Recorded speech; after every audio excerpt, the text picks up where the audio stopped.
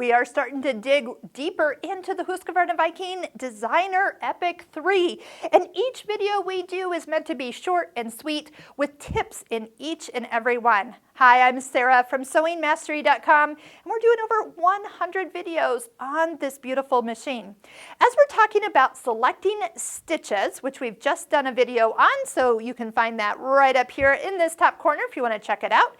You will also find that each stitch can be manipulated for stitch width, stitch length, and needle position. Now, on a straight stitch, as we open up right here at the bottom, edit stitch, you will find that everything we need is right here at the bottom. And if you don't want that information to kind of be on your screen while you're sewing, a touch of that arrow will make it disappear. As you're coming into this, on a straight stitch, let's talk about length of stitch first. So one of the things you find, and it's because I have the fabric selected for like medium weight, is the stitch length is set at 2.5.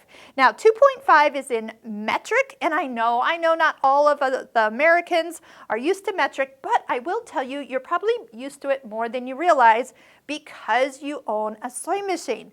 So 2.5 millimeters is a nice kind of basic length of stitch for just normal kind of, let's say, 2 weights of cotton fabric. As you use the plus, you'll notice that the stitch actually is getting longer, and you also notice that the color of the button the numbers are showing in actually changed to kind of a different color. So at any given time, I can always tell when my students have changed something because I can just look at their screen and go, oh yeah, it's no longer like not highlighted. I can see that it has changed from the default setting.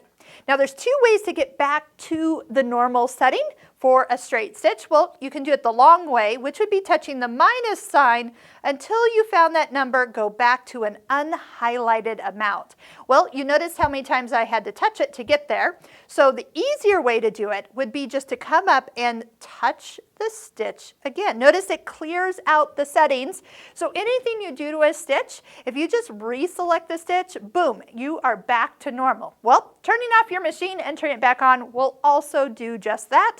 And another third way of doing it is, and I'm changing it just so you can see it, if you choose another stitch on screen and then come back to the stitch that you are working on, that will also clear it back to the default options. So in a straight stitch, we have the option to change length. And then over here we have what is called positioning, and that would be more needle position. And it starts at 0 because 0 is in the center. So if you go to the plus side, you're going to see that the line is moving to the side. And if you have noticed, your machine can stitch a 9 millimeter wide. So that means I should be able to move this all the way to 4.5 millimeters that way, 4.5 millimeters the other way, and then that way, that's a full 9 millimeters. And so many increments in between.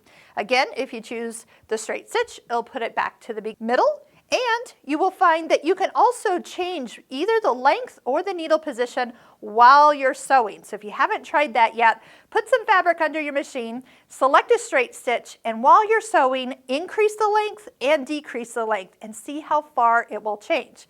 Now let's just pick a zigzag for example.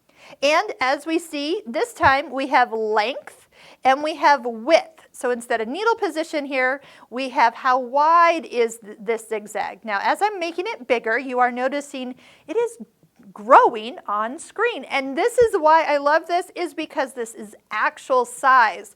So as we get all the way up to that full 9 millimeters, it will look ginormous on screen. And yes, you could make this even longer. Let's see how long it'll take a zigzag. It will make it, oh my goodness, up to 10 millimeters long. So that's how long the repeat is for a zigzag. Now, how do we get that all the way back to normal? Reselect stitch 6. It's back to where we started at a width of 3 and a length of 4. Now, you also notice that there's a little dot that has come up when we picked a zigzag.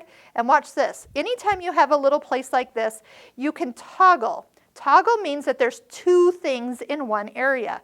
As you toggle, it shows us positioning. So on a zigzag that's not all the way full width, we have the option to move this zigzag to the far right or to the far left or anywhere in between. So you see the design shifting in here. If I pick a decorative stitch and it is already at 9 millimeters, just note that the position, you can't shift that left or right because it's all the way full. But if I was to make it not as wide, then yes, I would have the ability to say, move it to the left or move it to the right. Now you might be wondering, why would you want to sew to the side of your foot or to the left side or the right side? Well, when we get to our Stitching Cosmos online course, we do a lot of positioning of stitches where you don't have to so much move the foot, is you slide the stitch into position and it stitches out exactly where you want it. So those are things that we kind of start to put together, all the wonderful things that you can do. Now the other thing that you have down here is thread tension.